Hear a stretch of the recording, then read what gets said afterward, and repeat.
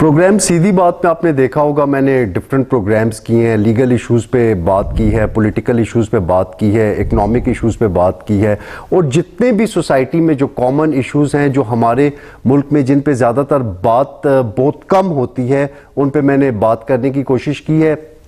تو میں جو ایشوز دیکھتا ہوں ان کو میں وقتاً فوقتاً ڈسکس کرتا رہتا ہوں۔ تو آج بھی میں نے جرنلزم کے حوالے سے اور باقی جو اس سے ریلیٹڈ ایشوز ہیں، ریسنٹلی پیکا ایکٹ میں امینڈمنٹ کی گئی، 26 امینڈمنٹ آئی، اس کے علاوہ جو بھی ایشوز تھے کافی زیادہ ان پہ ڈسکشن ہو بھی چکی ہے، لیکن آج میں ویریس ٹاپکس ڈسکس کروں گا، چاہے وہ پولیٹیکل ہوں، جرنلزم سے ریلیٹڈ ہوں، اکنامک ہوں، جتنے بھی ایشوز ہیں آج ان پہ میں ڈسکس کروں گا۔ تو ان ایشوز کو ڈسکس کرنے کے لیے میرے ساتھ سینئر جرنلسٹ تصدق ایوان صاحب موجود ہیں، جو کہ بڑے فار فلنگ ایریاز میں جا کے وہاں پہ کوریج کرتے ہیں، ان علاقوں کو وہاں پہ جا کے ان لوگوں کے مسائل پہ بات کرتے ہیں، وہاں کے جتنے بھی جو بھی ایشوز ہیں ان کو ہائی لائٹ کرتے رہتے ہیں۔ اس کے علاوہ پوڈ کاسٹ کرتے ہیں، بڑی ان کی اچھی بڑی زبردست پوڈ کاسٹ بھی چل رہی ہے۔ تو آج ان سے پاکستان کے جو ڈفرینٹ ایشوز ہیں، جو ریئل ایشوز ہیں، ان پہ بات ہوگی۔ تو تصدق صاحب، thank you so much for your time. بہت شکریہ مطیب بھائی آپ کا، اور آپ کے ناظرین اور سامعین کی خدمت میں بھی السلام علیکم۔ اور بہت خوشی ہوئی، وہ جو نیاز پاشا جدون صاحب نے پودا لگایا تھا وہ تو ان کی زندگی میں ہی درخت بن گیا تھا، لیکن اب اس درخت کو پھلتا پھولتا دیکھ کر اور بھی زیادہ خوشی ہوئی، اور thank you very much for your nice words. Thank you. اچھا سر، میں تھوڑا سا آپ کے اپنی لائف کے حوالے سے سٹارٹ کروں گا۔ سب سے پہلے تو آپ یہ بتائیں کہ آپ آپ نے پالیٹکس بھی کی، اس کے بعد پولیٹیکل ایکٹیویٹیز کے ساتھ ساتھ پھر آپ جرنلزم بھی آپ کر رہے ہیں، تو اپنے حوالے سے تھوڑا ہمارے دیکھنے والوں کو آج بتائیں کہ آپ نے پاکستان میں اتنی ایکٹیویٹیز کی ہیں تو وہ بھی ذرا لوگوں کو پتہ چلنی چاہیے، پھر ہم لوگ آگے باقی کویسچنز ڈسکس کریں گے۔ جی مطیب بھائی، اس طرح کہ جس طرح پاکستان کے موسٹلی ینگسٹر جو ہوتے ہیں وہ کالج اسکول لائف میں تو کم، لیکن میں اسکول لائف میں بھی پالیٹکس میں بہت زیادہ ایکٹیو تھا، اسٹوڈنٹ پالیٹکس میں، اور ڈفرینٹ اسٹوڈنٹ یونینز کے ساتھ بھی رہا، اور اس طرح ایکٹیو پالیٹکس تو نہیں کی کہ وہ الیکشن لڑیں یا وہ، لیکن وہ زندہ باد اور مرد آباد والی بہت ساری سیاست کی، اور بہت سی پولیٹیکل پرسنالٹیز کے ساتھ کام کرنے کا بھی موقع ملا۔ تو اس طرح یہ ہے کہ فیملی بیک گراؤنڈ بھی جو ہے دادا سے اور نانا سے پولیٹیکل تھا، تو وہ آپ کو پتہ نا کہ وہ جراثیم تو ہوتے ہیں، تو وہ جراثیم تھے بھی، ہیں بھی، اور وہ شاید ہمیشہ رہیں گے بھی۔ بالکل ٹھیک ہے۔ اچھا، اب بھی آپ جرنلزم کر رہے ہیں اور بڑے آپ نے انٹرویوز بھی کیے ہیں، فار فلنگ ایریاز میں جا کے کوریج بھی کی ہے، تو کیا سمجھتے ہیں پاکستان کے ریئل ایشوز کیا ہیں؟ مطلب وہ ایشوز کہ جو اگر ٹھیک ہو جائیں تو پاکستان معاشی طور پہ، معاشرتی طور پہ یا سیاسی طور پہ بہتر ہو سکتا ہے؟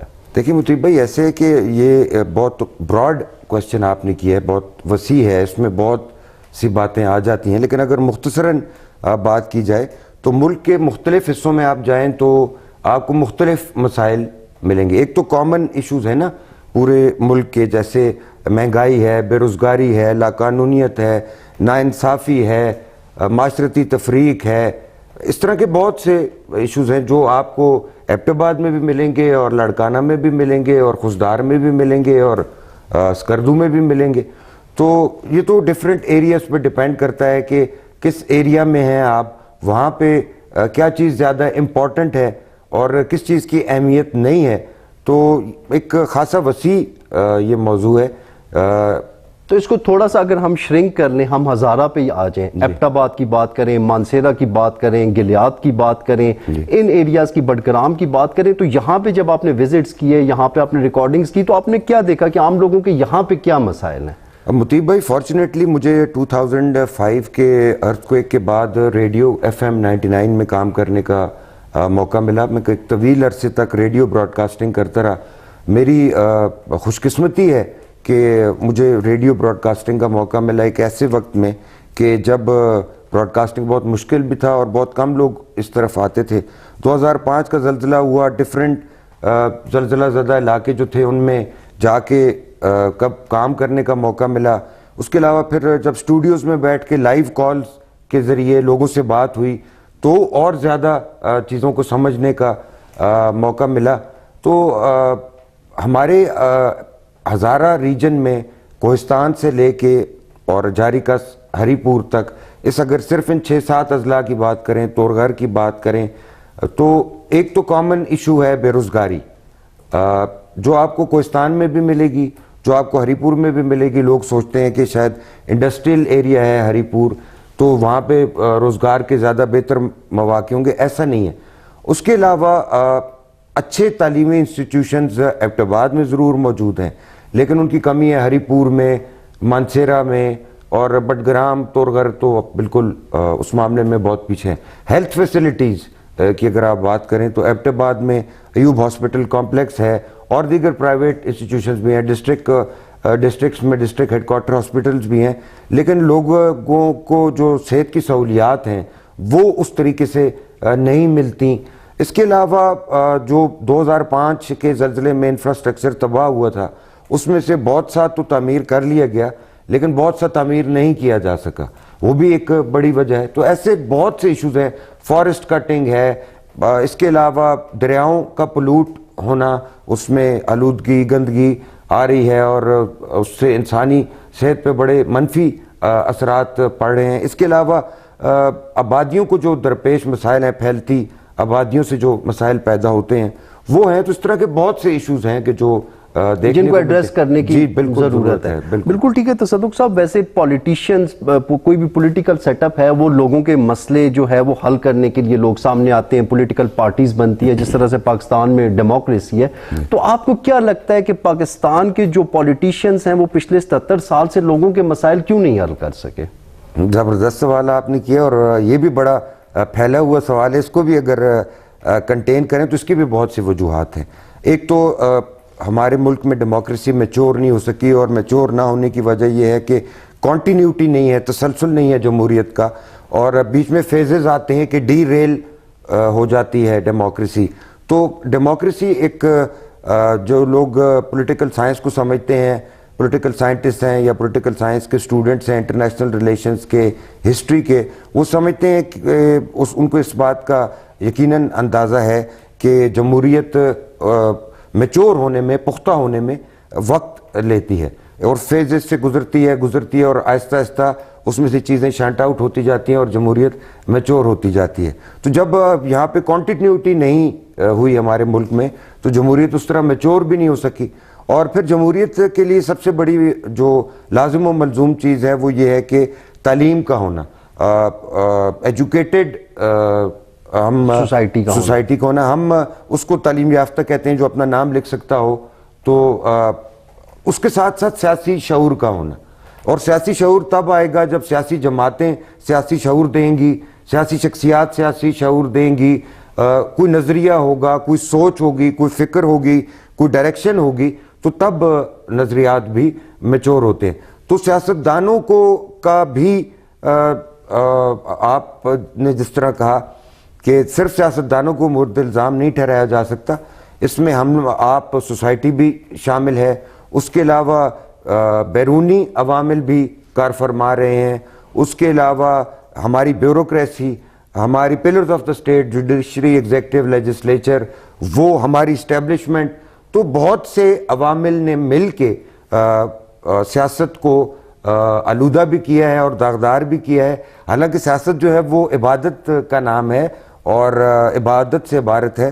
تو سیاست کو اس ملک میں گالی ایک سوچے سمجھے منصوبے کے تحت بنایا گیا. اگر میں آپ سے جھوٹ بولوں گا تو آپ کہیں گے وہ سیاست نہ کر، تو وہ گالی اور فراڈ یا دھوکے ایک ایسا امپریشن دیا جاتا ہے. تو ہمارے جو دوست ہیں، بچے ہیں، ینگسٹرز ہیں جو کالجز میں، یونیورسٹیز میں پڑھتے ہیں، جن کو پالیٹکس کا شوق بھی ہے، اور اب سوشل میڈیا نے تو پالیٹکس کا ایک طوفان ہوتا ہے، سوشل میڈیا ایک فلڈ آف انفارمیشن. بالکل جی، اور اوور انفارمیشن ہے، مطلب ضرورت سے زیادہ انفارمیشن ہے جس سے کنزیوم کرنا اور ڈائجسٹ کرنا اور ایبزارب کرنا بھی بعض اوقات مشکل ہو جاتا ہے. تو جو ہمارے بچے بچیاں پالیٹکس میں انٹرسٹڈ ہوں وہ ضرور سیاست کریں اور سیاست میں ڈیفرنس کریٹ کریں تاکہ سیاست میں بھی بہتری آئے. بالکل ٹھیک ہے. اچھا، ابھی آپ نے ڈیموکریسی کی، جمہوریت کی میچورٹی کی بات کی، تو آپ کو کیا لگتا ہے ایسے کون سے فیکٹرز ہیں جو رکاوٹ بنے ہوئے پاکستان کی ڈیموکریسی کو میچور نہیں ہونے دے رہے؟ نمبر 1، اسی سے لنک میری یہ ایک آپ سے اس پہ میں آپ کی رائے لینا چاہوں گا چونکہ آپ کا بڑا ایکسپیرینس بھی ہے کیا واقعی میں پاکستان میں جمہوریت ہے یا اتھارٹیرینزم ہے؟ میں نے مطیب بھائی پہلے بھی عرض کی کہ فیزز رہے ہیں کانٹینیوس ڈیموکریسی. 50s میں ایوب خان کا مارشل لا, پھر اس کے بعد آپ 80s میں دیکھیں جنرل ضیاء الحق کا مارشل لا, لیٹ 90s میں جنرل پرویز مشرف کا مارشل لا. تو وہ یہ جو فیزز آتے رہے ہیں, یہ جو وقفے آتے رہے ہیں, یہ انہوں نے جمہوری عمل کو اور جمہوریت کا وہ تسلسل نہیں رہنے دیا جو کہ ضروری ہوتا ہے. اور دوسرا آپ کا کیا سوال تھا؟ دوسرا میرا یہ سوال تھا کہ کیا پاکستان میں جمہوریت ہی ہے یا اتھارٹیرینزم ہے؟ کیونکہ ایسا بھی ایک امپریشن دیا جا رہا ہے کہ پاکستان کا جس ٹائم سرچ کریں تو لکھا ہوا آتا ہے ہائیبرڈ. تو وہ ہائیبرڈ کا کیا مطلب ہے کہ پاکستان میں اب جمہوریت نہیں ہے, یہاں پہ کوئی اتھارٹیرینزم ہے؟ یہ ایک مسکنسیپشن ہے. مطیب بھائی, برطانیہ مدر آف ڈیموکریسیز اور مدر آف پارلیمنٹ ہے, تو ایگزیکٹ اس کا ریپلیکا آپ پاکستان میں ڈیموکریٹک سسٹم میں نہیں لا سکتے. ٹھیک ہے, پارٹیسپیٹیو ڈیموکریسی ہوتی ہے, آپ کو خود پارٹیسپیٹ کرنا پڑتا ہے. الیکٹیو ڈیموکریسی ہوتی ہے, آپ نے اور میں نے ایک شخص کو یا ایک خاتون کو الیکٹ کیا, پھر اس کے بعد سب کچھ اس نے ہی کرنا ہے, لیجسلیشن بھی اس نے کرنی ہے, گلیاں بھی اس نے صاف کرنی ہے, سب کچھ اس کے ذمہ. تو پارٹیسپیٹیو ڈیموکریسی بھی آپ کو دنیا میں نظر آتی ہے, لوگ شراکت دار ہوتے ہیں جمہوریت میں, حصہ لیتے ہیں, اور اس سے تو مختلف دنیا کے ممالک میں جمہوریت کی مختلف شکلیں.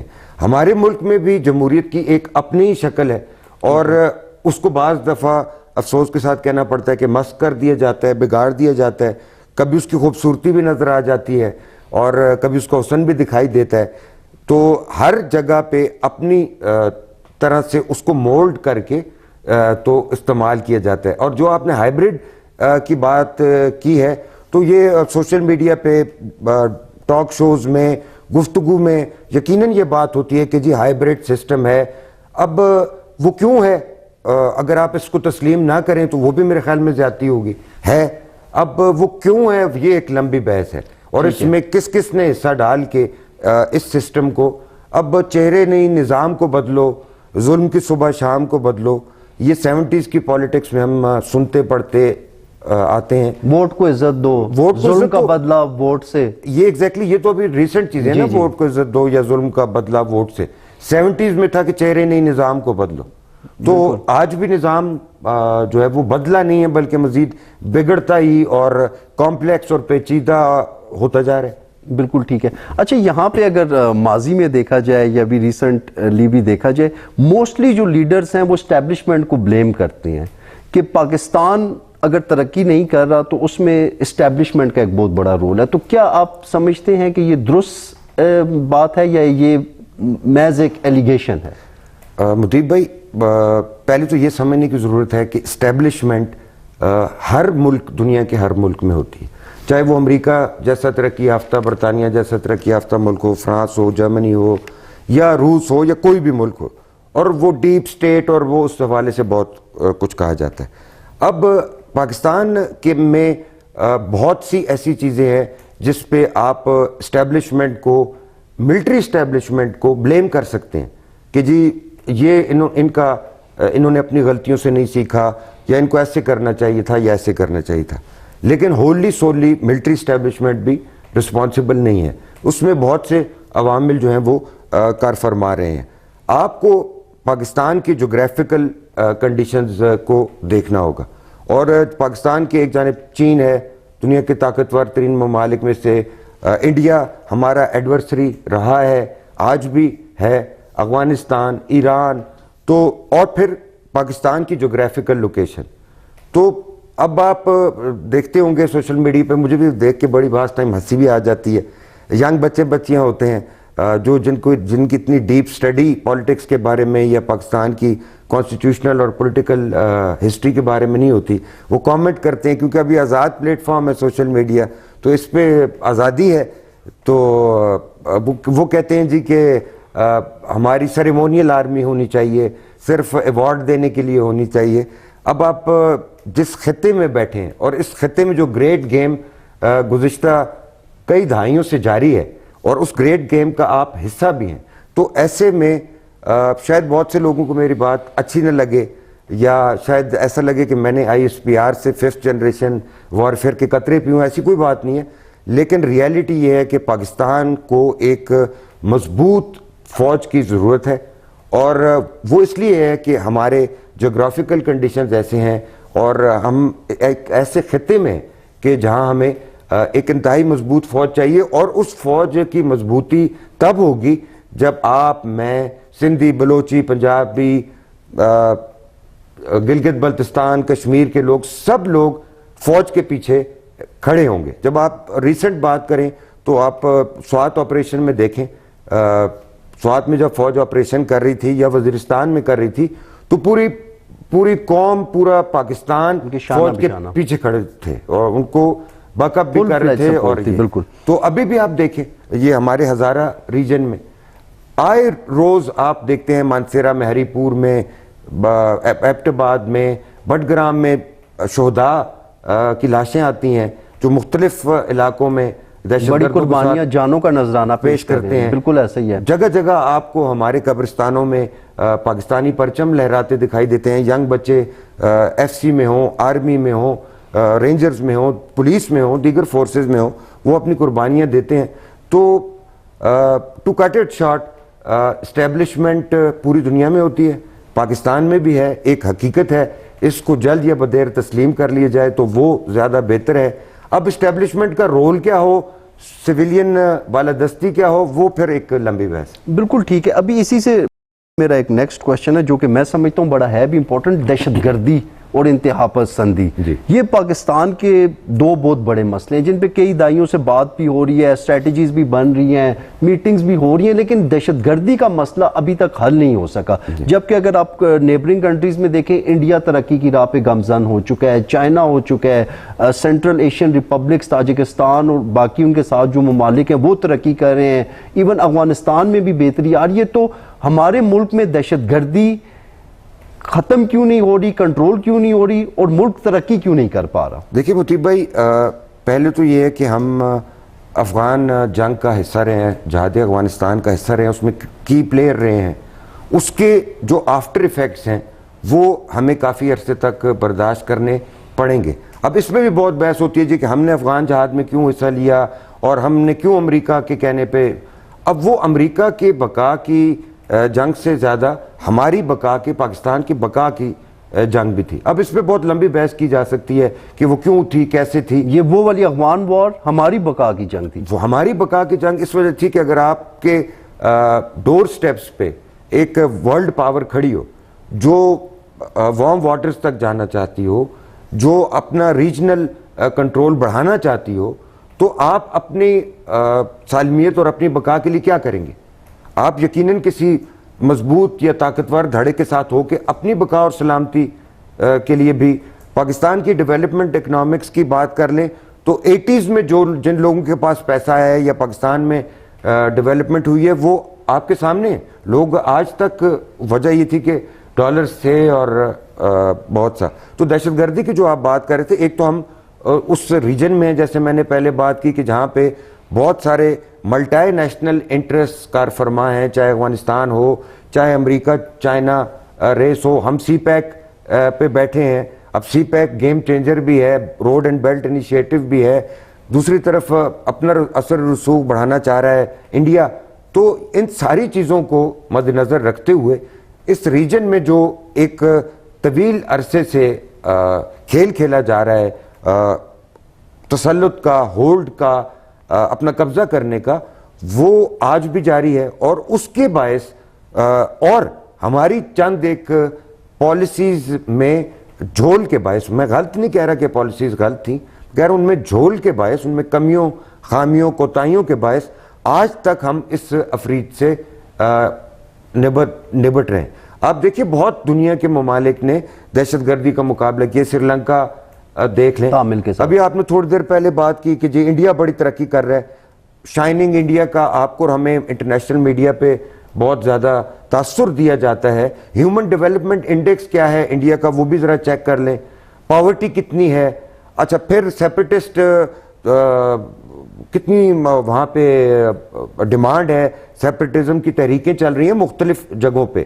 اور لوگوں کا معیار زندگی بھی اتنا بلند نہیں ہے جتنا کہ آپ کو اور ہمیں بتایا جاتا ہے. اور یقیناً آپ سے اور ہم سے بہتر ہے اس کی وجہ سے کہ پاپولیشن بھی بہت زیادہ ہے, فارن ایکسچینج ریزرو 600 بلین سے زیادہ ہے, Obviously سلیکون ویلی بن رہی ہے, اتنی بڑی آبادی ہے, اور دنیا کی انڈسٹریل ہب ہے انڈیا, اس چائنا کے مقابلے میں اس کو اور زیادہ پاورفل کرنے کی کوشش کی جا رہی ہے. تو ایسا نہیں ہے کہ پاکستان بالکل ہی کوئی پیچھے رہ چکا ہے یا کوئی افریقی, اللہ تعالیٰ معاف کرے, افریقی ممالک جیسا حال ہے. الحمدللہ ہمارے ملک میں بھی ڈیولپمنٹ ہو رہی ہے, اس کی رفتار اتنی تیز نہیں ہے, اس کے ثمرات لوگوں تک اتنی جلدی نہیں پہنچ رہے اور ڈائریکٹلی نہیں پہنچ رہے. یہ وہ وجوہات ضرور ہیں. ابھی آپ نے ڈیولپمنٹ کی بات کی کہ ہمارے ملک میں بھی ڈیولپمنٹ ہو رہی ہے, اس کی کوئی آپ ایگزامپل دے سکتے ہیں کہ کہاں کہاں اور کیا کیا ڈیولپمنٹ ہوئی ہے ہمارے ملک میں؟ دیکھیں ڈیفرنٹ فیلڈز ہیں. جی. ایجوکیشن میں آپ دیکھ لیں, ہیلتھ میں آپ, ایجوکیشن میں 2.5 کروڑ بچہ اسکولوں سے باہر ہے, بالکل ٹھیک ہے, لیکن یہ بھی دیکھ لیں کہ ایجوکیشنل سٹینڈرڈز آپ کے یہ ہیں کہ بیرونی ممالک میں جو ڈاکٹرز جاتے ہیں, جو انجینئرز جاتے ہیں, جو پروفیسرز جاتے ہیں, ان میں سے 70% تو انڈیا سے ہوتے ہیں اور ساؤتھ انڈیا سے ہوتے ہیں, لیکن 30% پاکستانی ضرور ہوتے ہیں.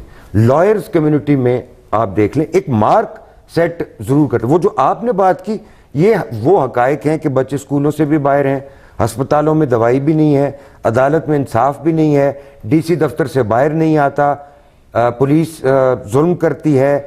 ٹھیک ہے, یہ ہمارے معاشرے کی ناہمواریاں ضرور ہیں, ٹھیک ہے, اور ہر معاشرے میں ہوتی ہیں, موجود ہیں. ہمارے معاشرے میں شاید ان کو ہم بڑھا چڑھا کے زیادہ پیش کرتے ہیں, پازیٹیو چیزیں کم سامنے آتی ہیں. اور وہ ہے نا کہ آپ خود جرنلزم کے ماشاءاللہ استاد ہیں, کہ وہ جرنلزم میں کہتے ہیں نا کہ بندے کو اگر کتا کاٹ جائے تو وہ امپورٹنٹ نہیں ہوتا, اگر کتے کو بندہ کاٹ لے تو پھر وہ خبر ہوتی ہے. تو ہم تو ابھی تک اسی ڈھنگ میں لگے ہوئے. لیکن تصدق بھائی یہاں پہ میں ابھی تھوڑا سا عام سوسائٹی, جنرل سوسائٹی کی طرف آؤں گا. جس ٹائم بھی میں بیٹھتا ہوں, چاہے میں بزنس مین کے ساتھ بیٹھوں, میں پولیٹیشین کے ساتھ بیٹھوں, آبویسلی آپ بھی بیٹھتے ہوں گے, میں کسی جرنلسٹ کے ساتھ بیٹھوں, کسی بھی آفیسر کے ساتھ بیٹھوں, ہر بندہ ناخوش ہے, ہر بندہ پریشان ہے, ہر بندہ کہہ رہا ہے میں پریشان ہوں, میں پریشان ہوں. تو یہ ایک جنرل پریشانی کی کیا وجہ ہے جی؟ یہ آپ نے بہت زبردست بات کی.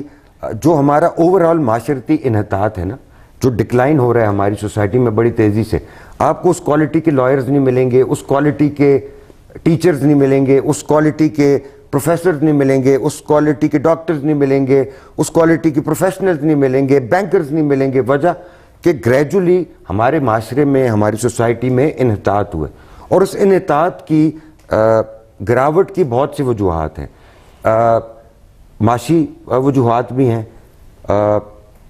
اور سوشل میڈیا بھی ہے, سوشل میڈیا بھی ہے, ہسٹری کا پراپر ریسرچ نہ ہونا, ہمارے آئیڈینٹی کرائسس تو پہلے دن سے ہی ہے. ایگزیکٹلی. تو بہت سی ایسی چیزیں ہیں کہ جو مل کے سوسائٹی میں چڑچڑا پن, اکتاہٹ, ایگزیکٹلی, آپ کو ہاں جی, آپ کو ٹیکسی والا دکھائی دے گا تو سوزوکی والا بھائی وہ بھی غصے میں ہوگا, ڈاکٹر صاحب ہوں گے وہ بھی غصے میں ہوں گے, کوئی لائر ہوں گے وہ بھی غصے میں. وجہ یہ ہے کہ اتنی سٹریس, اتنی ٹینشن ہے اس سو کالڈ ترقی یافتہ دور میں, اور اس پہ سونے پہ سہاگا ہے کہ social media, specially social media پہ جو کچھ دکھایا جاتا ہے, دیکھا جاتا ہے, پروموٹ کیا جاتا ہے, وہ معاشرے میں میرے خیال میں زیادہ انتشار کا باعث بن جاتا ہے. جو سوشل میڈیا پہ دکھایا موسٹلی جو دکھایا جاتا ہے, اوورآل سارا نہیں. ٹھیک ہے, اچھا کانٹینٹ بھی آپ کو دکھائی دیتا ہے, بالکل ٹھیک ہے, جو اچھے دیکھنے والے ہیں وہ اچھا کانٹینٹ دیکھتے ہیں. بالکل. تو ایسا نہیں ہے کہ ہماری سوسائٹی میں چڑچڑا پن نہیں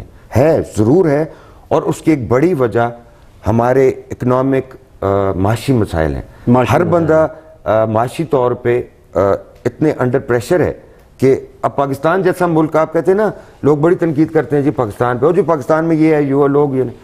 پاکستان کے لوگ وہ لوگ ہیں جو ٹیکسز پے کر کے, آپ اور میں کامن آدمی نا, الیٹ کلاس تو نہیں دیتی, نہ ان سے کبھی کسی نے لیا اور نہ کبھی کوئی لے سکے گا, کیونکہ الیٹ معاشرے چاہے امریکہ میں ہو چاہے پاکستان, وہ الیٹ کلاس ہی ہوتی ہے, اشرافیہ, جن کے پاس اشرفیاں ہوتی ہیں. ٹھیک ہے. تو لیکن اوورآل یقیناً سوشل پریشرز ہیں, اکنامک پریشرز ہیں. پہلے ایک وقت تھا کہ पॉलिटिक्स जो थी वो इकोनॉमी को डिराइव करती थी। ठीक है। अब ये वक्त आ चुका है कि इकोनॉमी पॉलिटिक्स को डिराइव करती है। ठीक है। इकोनॉमिक हालात जो हैं, स्टेबिलिटी जो है, इकोनॉमिक पाथ जो है, वो सियासत में भी लोगों को डायरेक्शन देता है। तो एक वजह तो ये है कि, और फिर ये आपको फ्रैंकली मुतीब भाई बात बताऊं, जी। मेरा अपना ज़ाती ये ख्याल है, हम लोगों की दीन से जो दूरी है वो भी एक बहुत बड़ा कंट्रीब्यूटिंग फैक्टर है, क्योंकि हमारा मज़हब, हमारा दीन इस्लाम जो है वो सब्र, कनात, इस्तिकामत, ये सब कुछ सिखाते हैं। आप कह रहे हैं दीन से दूरी है, जबकि हमें तो ये बताया गया, सिखाया गया कि हमारा मुल्क बना ही कलमे के नाम पे है। ये वजूद में ये इसलिए आया कि यहाँ पे प्रॉपरली इस्लाम को प्रैक्टिस किया जाएगा, तो फिर ये मुल्क दीन से दूर कैसे हो गया? अब आप देखिए लोग ना, दीन से दूर कैसे हो ठीक गए? बात आपने की। हमारे मुल्क में 3 तरह का तो निज़ाम तालीम है, ठीक है। जो हम बोर्ड्स के एग्ज़ाम देते हैं, डॉक्टर, इंजीनियर, FSC, FA वगैरह, फिर उसके अलावा मदरसा सिस्टम है, फिर उसके अलावा O लेवल, A लेवल की बाहर की तालीम है। तो 3 तरह की तो मुख्तलिफ तालीम है, तालीमी निज़ाम, ठीक है। अब आपके शोग्रां के किसी गांव में बैठा हुआ जो बच्चा है, गवर्नमेंट स्कूल से जो पढ़ रहा है, क्या वो किसी प्राइवेट स्कूल के बच्चे के साथ compete कर सकेगा? वो नहीं कर सकेगा। अब मदारिस में भी बहुत मॉडर्नाइजेशन हुई है, कंप्यूटर्स आए हैं, नई फील्ड्स ऑफ एजुकेशन मुतारफ़ कराई गई हैं, लेकिन मदारिस के मुतालिक भी ये कहा जाता है कि मदारिस के जो बच्चे हैं या बच्चियां हैं वो compete नहीं कर सकते जदीद दौर में जो सो कॉल्ड जदीद तालीम है। तालीम तो हमने अपने बच्चों को डिग्रीज की फॉर्म में, किताबों की फॉर्म में, लैपटॉप्स की फॉर्म में देने की कोशिश की है, एक यूजलेस क्लास बना दी है, जरूर बना दी है, लेकिन हम तरबियत नहीं कर सके अपने कौम की। बिल्कुल, ये आपको भी मानना पड़ेगा, मुझे भी मानना पड़ेगा कि पाकिस्तान में हम अपनी नौजवान नस्ल की तरबियत नहीं कर सके। वो पहले कहते थे तालीम और तरबियत पे, अब कहते हैं जी तालीम पे। वालिदैन फीस देते हैं, यूनिफॉर्म देते हैं, किताबें देते हैं, नाज नखरे उठाते हैं, बच्चों को स्पाइक्स बनाने के भी पैसे दे देते हैं। आपके और हमारे ज़माने में आप तो खैर माशाल्लाह यंग हैं, हमारे ज़माने में वो बड़े बाल रखने की इजाज़त नहीं होती थी स्कूल गोइंग बच्चों को या कॉलेज गोइंग को। तो अब तो मैं ऐसे ऐसे हेयर स्टाइल देखता हूँ, आगे से कुछ, पीछे से बड़ी वैरायटी आ गई है, बहुत वैरायटी क्या जी, अजीब व गरीब। तो ये भी तरबियत नहीं कर सके। मतलब तरबियत पे बात नहीं होती, अखलाकियात पे बात नहीं होती, मैनरिज्म पे बात नहीं होती, और एक और चीज़ है जो पाकिस्तानियत की हम बात करते हैं, हमें शायद आज तक ये भी समझ नहीं आ सकी कि पाकिस्तानियत क्या है। तो आपने सही बात की। अब ये इसी पाकिस्तानियत वाली बात पे, वो जी 60% 70% पाकिस्तान का जो यूथ है वो यहाँ से जाना चाहता है। यही ना सर्विस तो यही आते हैं, ऐसे ही है। और ये आप डंकी देखते हैं जी, डंकी लगी बच्चे समंदर में डूब डूब के पाकिस्तान की नौजवान नस्ल बेहतर मुस्तकबिल के लिए, बेहतर रोजगार के लिए समंदरों में गर्क होना बेहतर समझते हैं, प्रेफर करते हैं, बजाय इसके कि क्यों वो जो फ्रस्ट्रेशन, वो डिप्रेशन, वो जो उकताहट है, घुटन है सोसाइटी में, जिसका आपने और मैंने भी थोड़ी देर पहले जिक्र किया, उससे छुटकारा, उसका नतीजा अब ये निकल रहा है कि हर इलीगल रास्ता भी अडॉप्ट करके तो लोग यहाँ से निकल रहे हैं। बिल्कुल ठीक है। अच्छा, हमारी सोसाइटी में तसद्दुक भाई ये बड़ी इंपॉर्टेंट चीज़ है। आम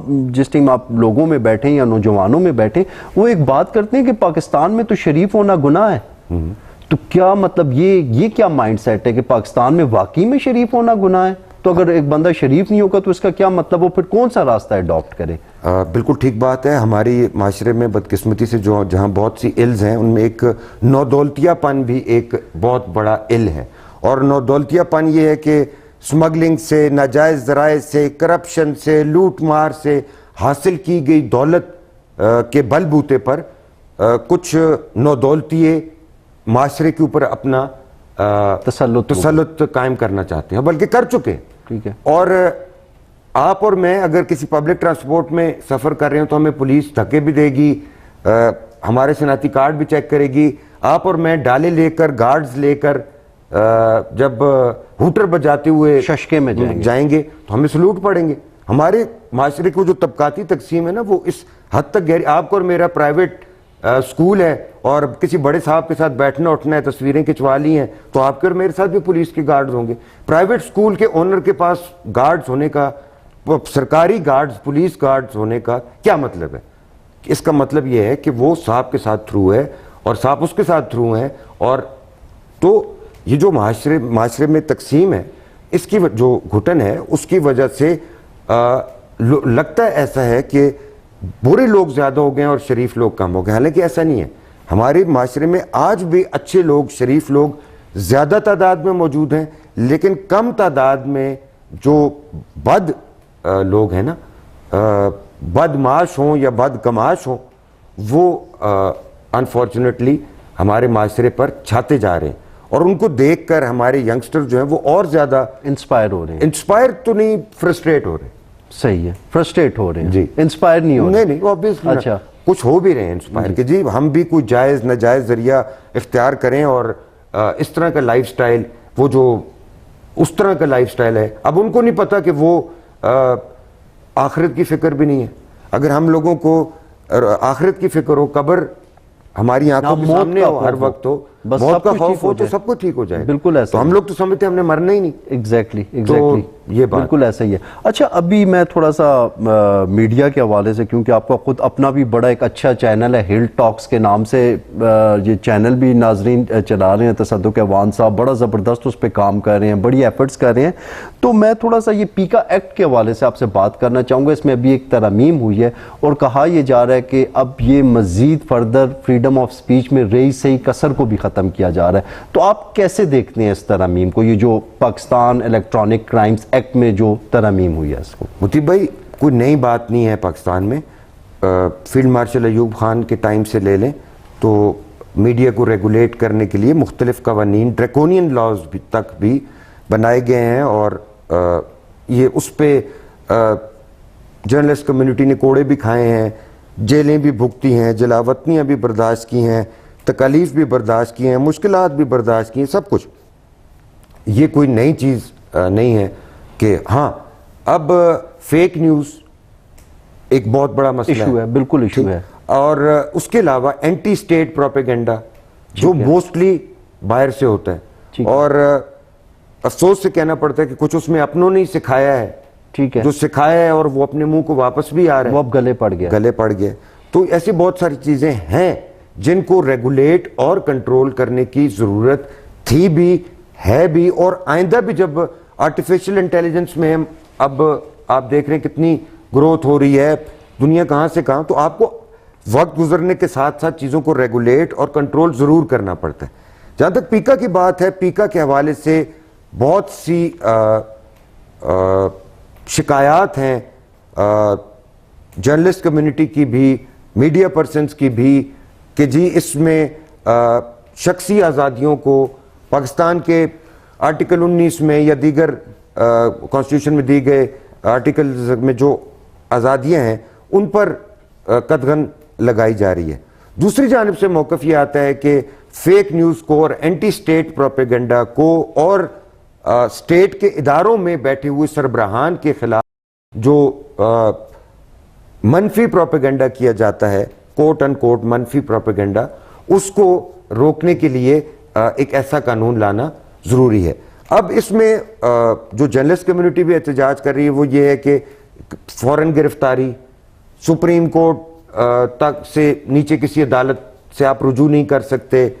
اس طرح کے چند چیزیں ہیں جو کہ جرنلسٹ کمیونٹی کے ساتھ بیٹھ کے پہلے طے کی جانی چاہیے تھیں اور ان کو فائنلائز کر کے ایک شیپ دی جانی چاہیے. سیاسی جماعتیں سب کی سب، حکومت میں ہوں یا اپوزیشن میں ہوں، وہ اس پیکا کے کھیل میں شامل ہیں. سامنے کچھ، پیچھے کچھ، لیکن شامل سب ہیں. سب نے یہ کھیل کھیلا ہے. ضرور قانون ہونا چاہیے، ریگولیشنز بھی ہونی چاہیے، لیکن آئین کے مطابق جو آپ کے بنیادی انسانی حقوق کے مترادف کے اینٹی نہ ہوں، ان کے متبادل نہ ہوں، ان کے برخلاف نہ ہوں، شخصی آزادیوں کو بھی متاثر نہ کریں. آئین جو بنیادی ڈاکومنٹ ہے، ڈھانچہ ہے کسی بھی اسٹیٹ کا، کسی بھی ریاست کا، اس سے متصادم نہ ہو تو وہ ایسے قوانین ضرور ہونے چاہیے. لیکن پیکا کے بارے میں پی ایف یو جے اور دیگر جو لوگ ہمارے ساتھی احتجاج کر رہے ہیں، ان کے احتجاج میں بھی بہت وزن ہے. بالکل ٹھیک ہے، لیکن یہاں پہ یہ بھی کہا جاتا ہے اکثر یہ جو قوانین بنتے ہیں تو ان کو مس یوز کرنے کا زیادہ اندیشہ ہوتا ہے، تو ایسے قوانین کیوں بنائے جاتے ہیں؟ مطلب کیا یہ فریڈم آف سپیچ کو ایک طرح سے دبانے کی کوشش نہیں ہوتی؟ یہ قوانین بنائے ہی اس لیے جاتے ہیں کہ عام ٹوسٹنگ کی جائے، اپنی مرضی کے نتائج، اپنی مرضی کے مقاصد حاصل کیے جائیں. جو آپ نے بات کی کہ جی آواز کو دبانے کے لیے، اور یقیناً ایسا ہو بھی رہا ہے اور ایسا ہوگا بھی، اپنے مقاصد کے لیے نیب کا قانون کس طرح استعمال ہوتا ہے، ٹھیک ہے. اب سوشل میڈیا کی مثال ہے آپ کے سامنے، آپ سوشل میڈیا پہ کیا دیکھنا چاہتے ہیں، چوائس آپ کی ہے، ٹھیک ہے. اب اسی طرح قوانین ہے، حکومت اس کو کیسے امپلیمنٹ کرتی ہے وہ حکومت تک. اگر اس کو ڈریکونین طریقے سے امپلیمنٹ کریں گے تو اس کا ری ایکشن ہوگا. اگر وہ مساوی طریقے سے یا قانون کو قانون سمجھ، جو کہ نہیں ہوتا، نہ کبھی ہوا ہے نہ کبھی ہوگا، تو پھر اس کے نتائج بھی منفی نکلیں گے، اچھے نتائج تو نہیں نکلیں گے. بالکل، مطلب آپ یہ کہنا چاہ رہے ہیں کہ یہاں پہ ہمیشہ سے سلیکٹیو جسٹس رہا ہے. جی بالکل بالکل ٹھیک ہے. اچھا، میں یہ کلائمیٹ چینج ایک بڑا گلوبل ایشو بھی ہے، اور اسپیشلی موسمیاتی تبدیلیوں کی وجہ سے ہمارا ملک بڑا متاثر ہو رہا ہے.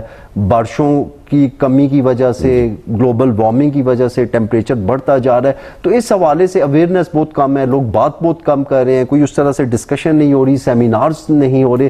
تو آپ کیا دیکھتے ہیں کہ کلائمیٹ چینج کو کس طرح سے حکومت کو یا جو سٹیزنز ہیں ان کو کیسے ٹیکل کرنا چاہیے؟ بہت زبردست آپ نے بات کی، بہت ہی زبردست بات کی. اور میرے خیال میں مطیب بھائی سب سے زیادہ جو ٹاپ پرائرٹی دینی چاہیے نا آج کل سوشل میڈیا پہ کام کرنے والے دوستوں کو، وہ اس کلائمیٹ چینج کے موسمیاتی تبدیلی تغیر کے حوالے سے بات کرنا چاہیے، اور اس کو سب سے زیادہ امپورٹنس دینی چاہیے. ساتواں ملک ہے دنیا کا جو ایکسٹریملی متاثر ہو رہا ہے اس کلائمیٹ چینج سے، اور وہ ہے پاکستان. جی، اور 0.1% بھی کاربن امیشنز میں، گلوبل کاربن امیشنز میں، دنیا میں آلودگی پھیلانے میں 0.1% حصہ بھی پاکستان کا نہیں ہے، لیکن متاثر ہونے والے 7ویں ممالک میں سے ہے. اور آپ چائنا میں دیکھیں میسیو انڈسٹریلائزیشن ہوئی ہے، انڈیا میں میسیو انڈسٹریلائزیشن ہوئی ہے، اس کا امپیکٹ پاکستان جیسے ممالک پہ آ رہا ہے جو کہ گلوبل امیشنز میں 0.1% کے پارٹنر بھی نہیں ہیں. آپ نے بات کی ہمارے گلیشیئرز میلٹ ہو چکے ہیں، ہمارے دریا، ہمارے جنگلات کٹ چکے ہیں، ہمارے پہاڑ جو ہیں وہ کرش میں تبدیل کیے جا رہے ہیں. ہم مثال لے لیتے ہیں ایبٹ آباد کی. آپ دیکھ لیجئے کہ ایبٹ آباد ایک وقت تھا کہ یہاں پر پنکھے نہیں ہوا کرتے تھے، ایسا موسم تھا. اب اتنا ٹیمپریچر رائز ہوتا ہے کہ ایئر کنڈیشنر میں بھی گزارا کرنا مشکل ہو جاتا ہے. ایبٹ آباد کے سراؤنڈنگ ایریاز کے فروٹس آپ دیکھ لیجئے، وہ جو لوکل فروٹس تھے ان کے درخت جل چکے ہیں. وجہ یہ کہ زیر زمین پانی کی سطح بہت گر چکی ہے، آبادی اس قدر بڑھ چکی ہے کہ پہاڑوں پہ جگہ نہیں، جنگل کٹ چکے ہیں، پہاڑ میں نے آپ سے کہا کرش میں تبدیل ہو چکے ہیں. کچرا اکٹھا کیا جاتا ہے، اس کو پورے شہر میں جلا دیا جاتا ہے. وہ تو ایبٹ آباد کی فضا اور آب و ہوا کیسے ہوگی؟ تو ہماری جو ترجیحات ہیں میڈیا وائز وہ بھی، اور لوگوں کی بھی، اور خاص طور پہ ینگسٹر جو ہماری یونیورسٹیز کے بچے ہیں، کالجز کے، ان کو زیادہ اس میں اپنا کردار ادا کرنا پڑے گا.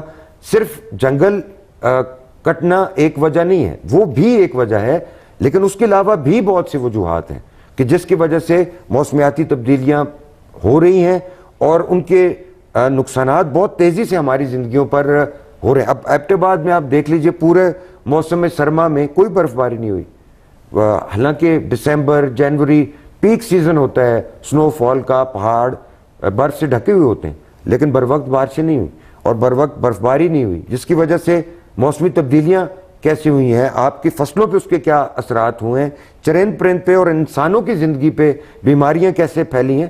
تو پورا جو لائف سائیکل ہے وہ ڈسٹرب ہو جاتا ہے اس گلوبل وارمنگ کی وجہ سے. تو سب سے ٹاپ پرائرٹی جو سب سے اہمیت ہے نا وہ اس کو دی جانی چاہیے. اب تو IMF نے بھی شاید $1 کروڑ ہمیں دیا ہے، بالکل بات چیت یہ موسمیاتی تبدیلیوں کو روکنے کے لیے. تو وہ اب شاید ہمارے بیوروکریٹس کی یا افسران کی گاڑیوں کی خرید میں ہی استعمال ہو جائے گا اور ہم موسمیاتی تبدیلی پہ کم کام کر سکیں گے. لیکن اللہ کرے کہ ہم لوگوں کو کی آنکھیں کھل جائیں اور ہم لوگ بر وقت اس حوالے سے اویئر ہو جائیں. بالکل بڑا ایک برننگ ایشو، بہت برننگ نہیں بلکہ یہ ڈسٹرائنگ ایشو ہے، اور جو کہ اگر فوراً اس پر عمل درآمد نہ کیا گیا، موسمیاتی تغیر کو روکنے کے لیے اقدامات نہ کیے گئے اور ٹھوس اقدامات نہ کیے گئے، جینون اقدامات نہیں کیے گئے، شاپنگ بیگ تو آپ اور میں بند نہیں کر سکے آج تک، جو کہ پولوشن کے مین کازز میں سے ہے، پلاسٹک بیگ جو ہیں، بالکل اس پہ تو جی ہم سنتے ہیں جی شاپس پہ تو ویسے پابندی لگا دی جاتی ہے، لیکن اوور آل فیکٹریز کو نہیں بند کیا جاتا. وہ نہیں بند کر سکتے. فیکٹریز بند کریں گے تو فیکٹری مالکان حکومت سے جھگڑا کریں گے کہ جی ہم تو ٹیکس پیئرز ہیں، اور وہ پھر ایک تو دکانوں پہ آپ کو اور مجھے پابندی نظر ضرور آتی ہے، لیکن ندی نالوں میں اور کچرا دانوں میں تو آپ کو اور مجھے پلاسٹک بیگز ہی نظر آتے ہیں نا. بالکل. آپ اور میں بھی سہولت نہیں کرنا چاہتے، جس طرح ہمارے بزرگ بڑے ہوا کرتے نا، گھر سے وہ تھیلا یا پچھی لے کے جایا کرتے تھے بازار سبزی لینے یا کوئی بھی چیز خریدنے کے لیے. تو اب ہم لوگ بھی ہو گئے آرام پسند، ہم لوگ بھی کہتے ہیں ڈسپوزیبل سا کام ہو، بس تھیلی پہ پا دے اور لے جائیں اور اس کو پھینک دیں. تو ہمیں اپنی عادات پہ بھی ذرا غور کرنا پڑے گا، تو تب کچھ بہتری آئے گی. بالکل ٹھیک ہے. لاسٹ میں تصدق صاحب میں یہ چاہوں گا کہ آپ کے جو دیکھنے والے ہیں، جرنلسٹ ہوں، وکلا ہوں، یا بزنس کمیونٹی ہو، یا پولیٹیشینز ہوں، اپنا جتنا بھی آپ نے ایکسپیرینس لیا ہے اس کے حوالے سے اوورآل پاکستان کے لیے آپ کیا میسج چھوڑنا چاہتے ہیں؟ آپ مجھے دوسرے الفاظ میں یہ کہہ رہے ہیں کہ اپنے دل کا غبار نکالیں، تو وقت ہے تھوڑا، غبار بہت زیادہ ہے، اتنے تھوڑے وقت میں نکل نہیں سکے گا. آپ کو شکریہ، آپ نے بلایا اور شمال ٹی وی پہ بیٹھنے کا موقع دیا، اور اپنا جو ناقص رائے تھی میری وہ دیکھنے والوں سننے والوں تک پہنچائی. اور یہ ہے کہ اسپیشلی جو ہمارے ینگسٹرز ہمیں دیکھ رہے ہیں، آپ کو دیکھ رہے ہیں، مجھے دیکھ رہے ہیں، ان سے میری یہ گزارش ہے کہ وہ سوشل میڈیا کا استعمال ضرور کریں، پازیٹیولی کریں، اس کو مثبت انداز میں کریں، لوگوں کی تضحیک کے لیے، لوگوں کی بے عزتی کے لیے، بے توقیری کے لیے، چاہے وہ سیاسی اختلافات کی وجہ سے ہو، معاشرتی مسائل کی وجہ سے ہو، اس سے پرہیز کریں.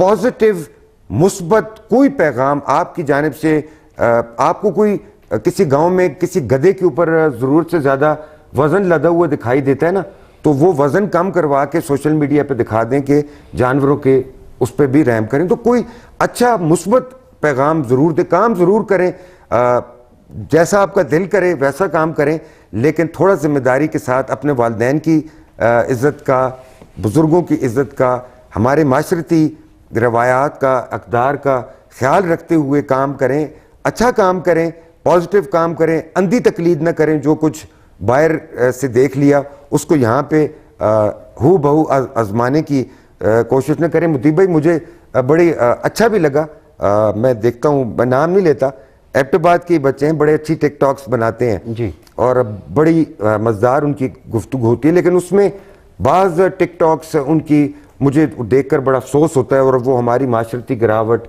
اور نوجوان نسل کی کم عقلی میں کہوں گا کی نشاندہی کرتے ہیں، جن میں وہ کچھ تھوڑا اخلاق باختہ کانٹینٹ، لوگوں کی ماؤں بہنوں کے بارے میں کچھ ایسے ریمارکس دے دیتے ہیں یا کوئی ایسا جیسچر دے دیتے ہیں کہ جو ہمارے معاشرے میں اب عام ہو چکا ہے. ہم راہ چلتی خواتین پہ آوازیں بھی کستے ہیں، نازیبا حرکات بھی کرتے ہیں.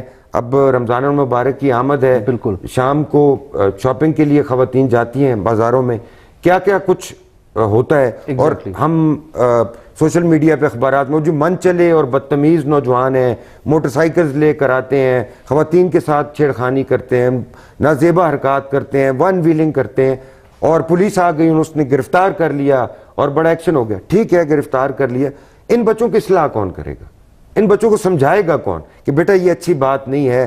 اگر آپ کو گھر میں کوئی نہیں سمجھاتا تو ہم آپ کو سمجھاتے ہیں. کوئی پولیس کے افسر آپ کو کسی مارکیٹ میں بازار میں دکھائی دیتے ہوں، کوئی ڈی سی صاحب، کوئی کمشنر صاحب ترچھی ٹوپی پہن کے کبھی کسی مارکیٹ میں کسی بچے کو سمجھا رہے ہوں کہ جی بیٹا ایسے نہ کرو، ون ویلنگ نہ کرو، آپ ون ویلنگ سے آپ کی جانوں کو خطرہ ہوتا ہے، اور آپ کے والدین پہ کیا گزرتی ہے، آپ کے خاندانوں پہ کیا گزرتی ہے. تو ہیلمٹ کا استعمال کرو، نازیبا حرکات نہ کرو.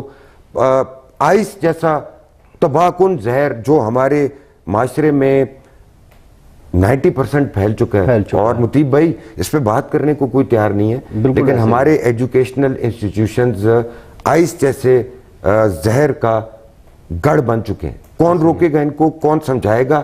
آپ کو اور میرا کام شور مچانا ہے، والدین کا کام ہے وہ بچوں کو وقت نکال کے تیز رفتار زندگی میں سے بچوں کی تربیت پہ وقت دیں. سرکاری اداروں سرکاری محکموں کا کام ہے کہ وہ اس ملک کے بچیوں کو سمجھائیں, بجائے یہ نہیں کہ قانون کی عملداری اس کا نام نہیں ہے کہ پولیس آئے اور آپ کو پکڑ کے لے جائے. پولیس کا, معاشرے کا, افسران کا, اوورآل ہم سب کا کام ہے کہ اگر ہمیں کوئی چیز بری دکھائی دیتی ہے تو ہم اس کو بہتر کرنے کی کوشش کریں. لوگ کہتے ہیں جی چھوڑو جی کوئی فائدہ نہیں, اب یہ بہتر نہیں ہو سکتا. اگر نہیں ہے چھوڑو, بہتر نہیں ہو سکتا تو بس پھر بھگتے ہیں جو کچھ آپ. کراچی میں آپ نے دیکھا ہے وہ بچے کا قتل ہوا ہے, سوشل میڈیا پہ اس حوالے سے جلا بھی دیا گیا اس کو. اب وہ نارکوٹکس کی اور ڈرگز کی اور کہاں سے کہاں کی پارٹیز کی اور پورا نیکسس ایک سامنے آ رہا ہے. یہ پولیس کو نہیں نظر آ رہا تھا پہلے, ٹھیک ہے, اس نظر اس لیے نہیں آ رہا تھا کہ وہ جو ہمارے معاشرے نے اپنی آنکھوں پہ جو کالی پٹی باندھی ہوئی ہے نا, منہ پہ ماسک چڑھایا ہوا ہے اور آنکھوں پہ کالی پٹی باندھی ہوئی ہے, اس وجہ سے ہمیں نظر نہیں آ رہا. بالکل ٹھیک ہے. اور یہ بھی تب نظر آ گیا کہ رپورٹ ہو گیا. ایسے کئی سینکڑوں ایسے کیسز ہیں جو کہ ان رپورٹ. ایلیٹ کلاس کا بچہ نہ ہوتا, جی, میڈیا تک ایکسس نہ ہوتی, ٹھیک ہے, دب جانا تھا, ٹھیک ہے. روز ایسے واقعات ہوتے ہیں, آپ اور میں دیکھتے ہیں اور اس پہ کچھ نہیں کر سکتے. بالکل ایسا ہی ہے, خاموش رہنا پڑتا ہے.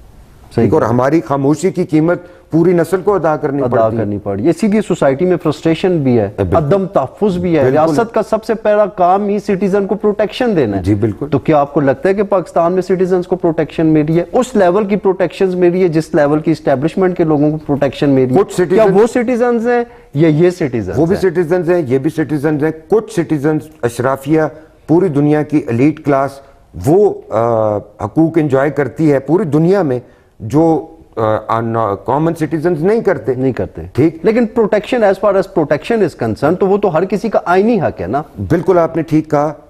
The gap between rich and پور پوری دنیا میں ہوتا ہے اور اس سے مسائل بھی ہوتے ہیں, لیکن وہ اتنا وائڈ نہیں ہوتا.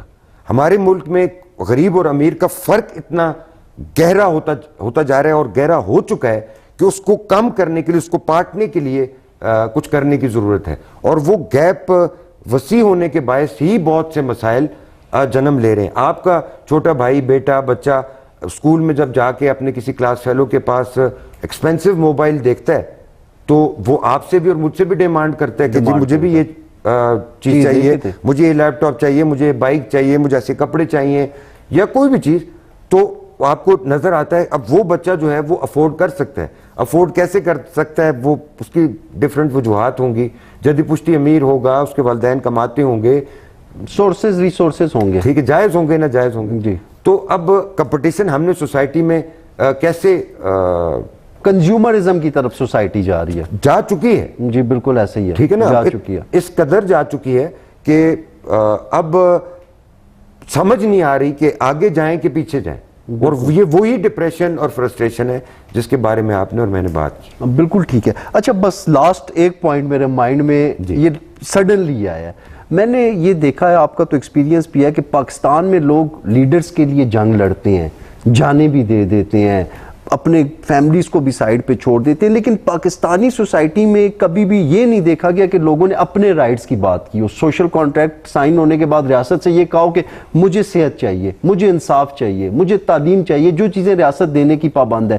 تو کیا پاکستان کے شہری یا پاکستان میں جو لوگ رہتے ہیں ان کو یہ چیزیں واقعی میں ضرورت ہی نہیں ہے؟ انہوں نے خود یہ فیصلہ کر لیا کہ انہوں نے لیڈرز کی جنگ تو لڑنی ہے لیکن اپنے حقوق کی بات نہیں کرنی. تو اس چیز کو آپ کیسے دیکھتے ہیں؟ جہاں تک لیڈرز کی جنگ کی بات ہے, یہ تو ہمارا سیاسی کلچر ہے.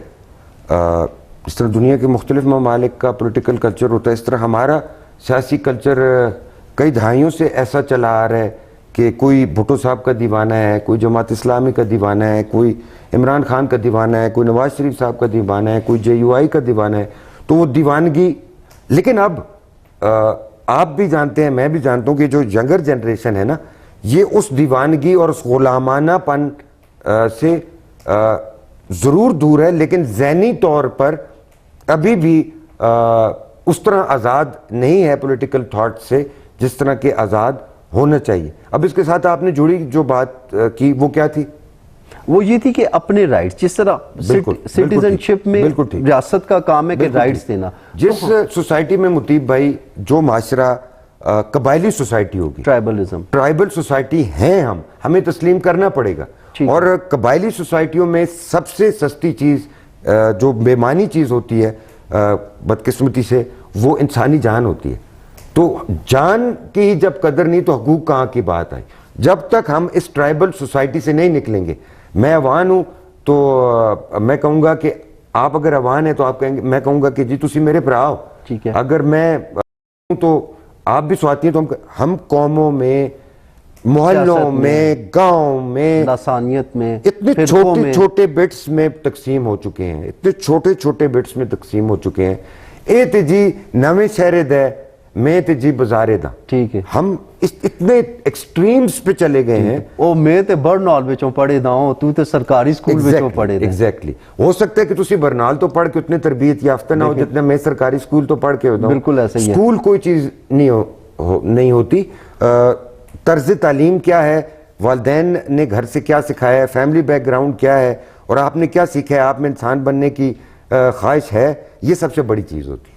بالکل ٹھیک ہے سر, بہت اچھا لگا آپ سے بات کر کے. بہت شکریہ, مجھے بھی بہت اچھا لگا آپ سے بات کر کے, اور آپ نے مدعو کیا, میں اس کے لیے بہت مشکور ہوں, آپ کا بھی اور آپ کے دیکھنے والوں کا. مچ ریسپیکٹڈ. تھینک یو جی, بہت شکریہ. جی آپ دیکھ رہے تھے CEO ہل ٹاکس تصدق عوان صاحب کی گفتگو سن رہے تھے. انہوں نے بڑی ڈیٹیلڈ گفتگو کی, ہر ایشو پہ انہوں نے اپنا پوائنٹ آف ویو دیا. آپ کو یہ پروگرام کیسا لگا, اس کا فیڈ بیک ضرور دیجیے گا. Thank you.